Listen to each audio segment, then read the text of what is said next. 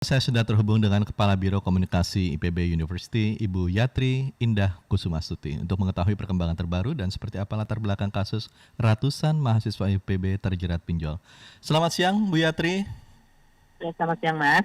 Ya Ibu, kami turut prihatin dengan apa yang menimpa adik-adik mahasiswa IPB ini, Ibu. Ya, terima Bagaimana? kasih. Iya Ibu, bagaimana situasi terkini di sana, Bu? Ya, kami masih terus mengumpulkan data, memilah-milah juga data-data ini. Kemudian kalau pimpinan IPB yang sudah dilakukan adalah koordinasi dengan berbagai lembaga ya, termasuk kepolisian di kota Bogor, dan juga kepolisian di Kabupaten Bogor. Nah, hari ini kami konsultasi dengan OJK. Selama ini konsultasinya hanya lewat telepon, dan hari ini OJK hadir di kampus IPB, kemudian sedang mendalami data-data yang kami kumpulkan. Kami akan menunggu ini juga saran-saran OJK lebih lanjut untuk memediasi mahasiswa kami ini dengan penyedia pinjaman online yang sudah berlangsung selama ini. Eh, Begitu. Terkait dengan OJK, Bu, apakah ada kesimpulan dari pertemuan itu bahwa kalau misalnya ditemukan bukti tindak kriminal dan lain-lain, eh, pinjaman tersebut akan diputihkan atau bagaimana, Bu? Atau ada solusi lain seperti itu? Ya, memang belum diputuskan Belum diputuskan. karena OJK memang masih akan mendalami lagi. Tetapi itu ada kemungkinan-kemungkinan seperti itu. Tadi beberapa alternatif disampaikan. Memang karena sebelum terjadinya pinjaman online ini terjadi penipuan, kan begitu ya. Penipuan itu walaupun dengan dua skema sebetulnya yang terjadi ini. Ada satu skema yang pertama adalah penipuan, tapi mungkin ya pembelian fiktif ya, kita mungkin menyebutnya pembelian fiktif sementara. Pembelian fiktif. Jadi mahasiswa kami diminta untuk membeli barang di sebuah online shop milik SAN tadi itu untuk meningkatkan ratingnya. Jadi ini diharapkan ada kerjasama dari mahasiswa. Lalu nanti walaupun mereka kalau memesan barang tertentu, yang dikirim bukan barang itu, tapi harus menyelesaikan proses ya, seperti biasanya kan kalau kita di e-commerce barang sudah sampai selesai proses transaksi gitu. Nah, itu harus diselesaikan. Nah, nanti dia akan dapat cashback 10% dari nilai penjualan. Itu skema pertama. Skema yang kedua memang investasi, diajak berinvestasi dengan lagi-lagi dengan penyedia pinjaman online.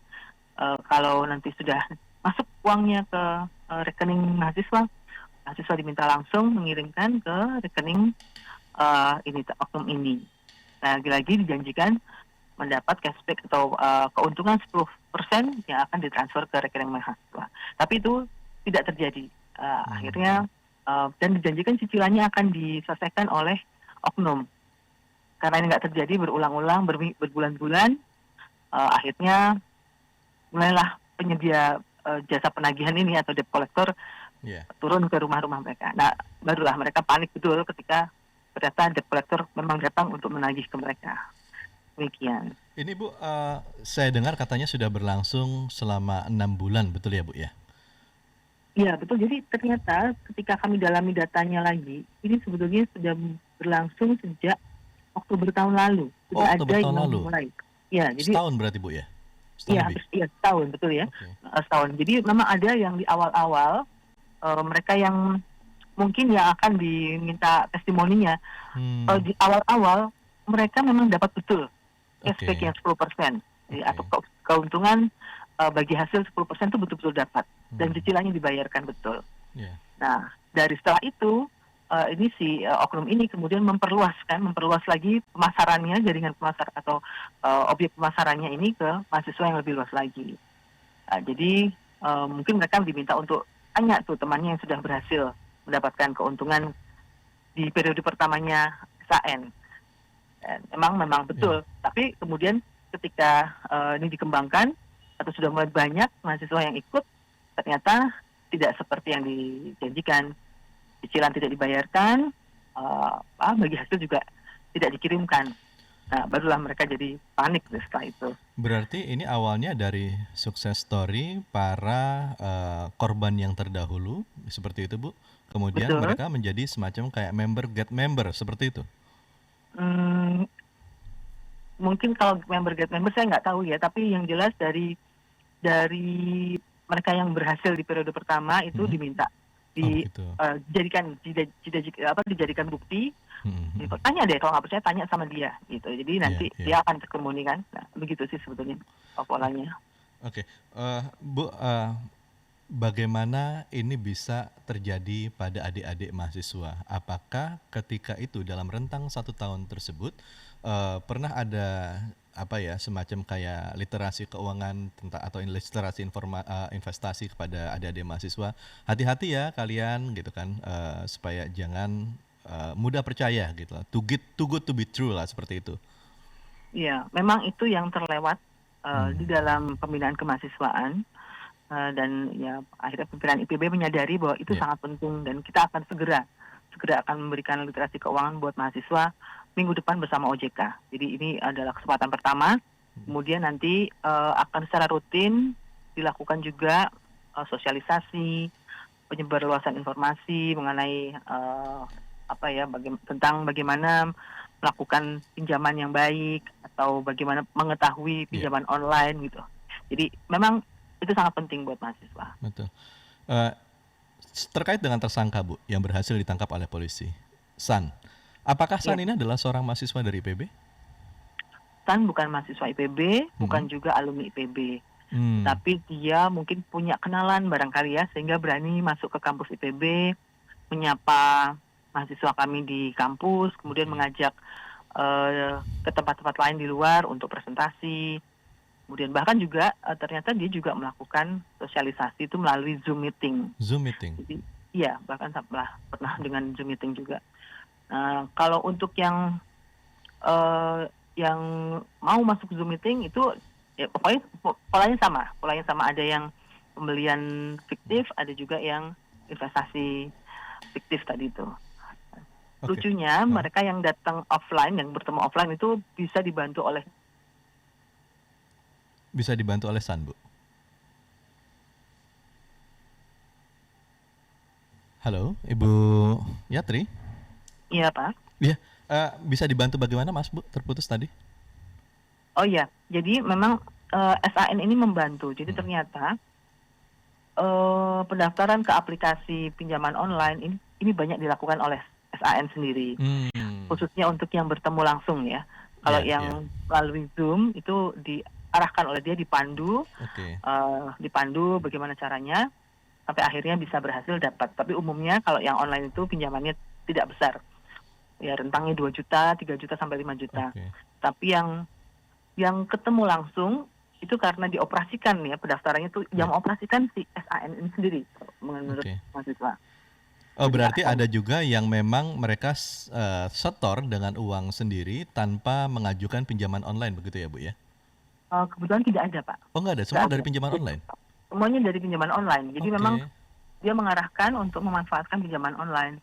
Nah, mahasiswa memang kan kalaupun ada tabungan kan sudah terukur, sudah direncanakan misalnya untuk biaya hidup, untuk biaya kos, ya, jadi sudah alokasinya sudah jelas dan tidak mungkin untuk investasi rasanya. Maka itu ketika ada iming-iming akan dapat 10% dari transaksi, atau kalau nggak salah 10%, ada juga yang dapat dijanjikan dapat 10% per bulan. Itu kan luar biasa untuk orang mahasiswa. Investasi 2 juta, pinjam 2 juta, tapi bisa dapat dengan santai 200.000 per bulan. Betul. Itu memang ini sangat tidak mendidik sebetulnya, tetapi kemudian kok banyak juga mahasiswa yang tergiur untuk ikut.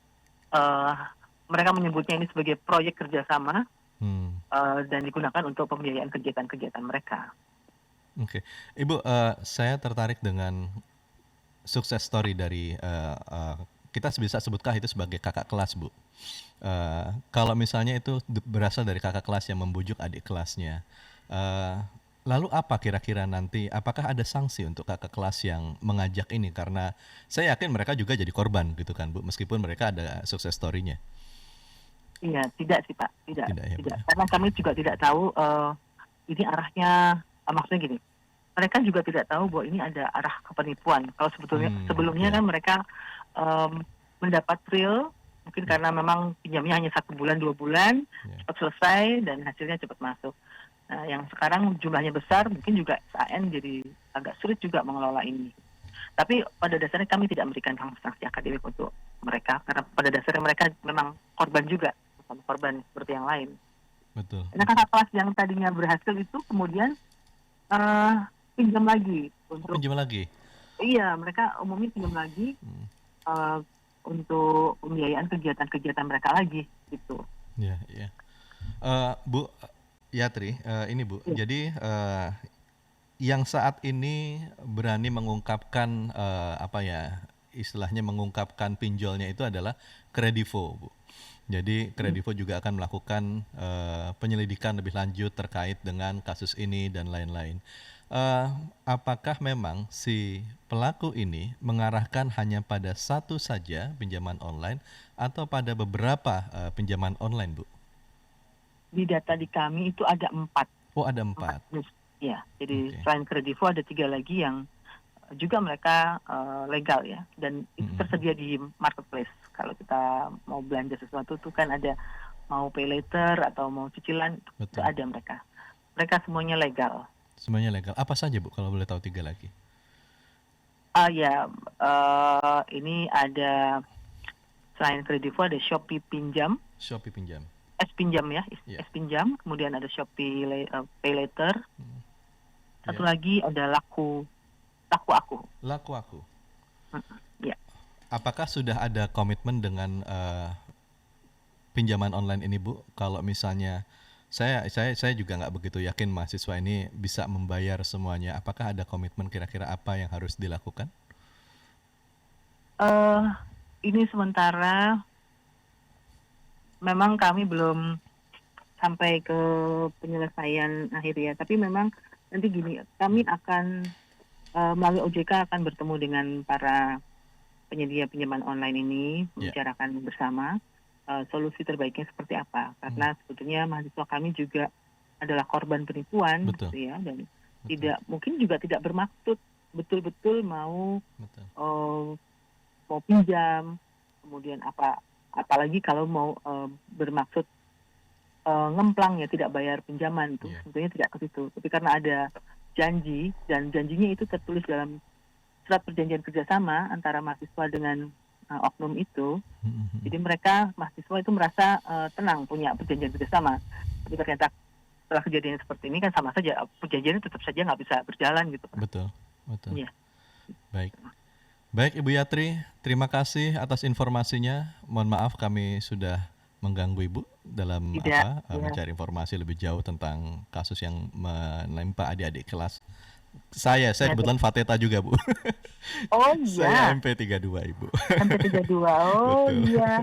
Terima kasih sudah memberi Ibu. Semoga segera selesai semua urusan dan lancar, Bu ya. Semoga mereka menjadi anak-anak yang mengerti bahwa ternyata hidup itu tidak semudah yang mereka bayangkan. Betul, harus lebih sensitif, kritis ya. Betul. Dan tidak mudah percaya pada janji-janji manis ini. Baik, terima kasih Ibu Yatri. Terima kasih banyak Pak Kabul. MJ Listener, itulah perbincangan kami dengan Kepala Biro Humas Komunikasi IPB University, Ibu Yatri Indah Kusuma Ustuti. Oke, MJ Listener, tetaplah bersama kami di 94.7 FM MJ Radio Network More Than Just News. Kita akan kembali setelah jeda berikut ini. 94.7 FM MG Radio Network More Than Just News.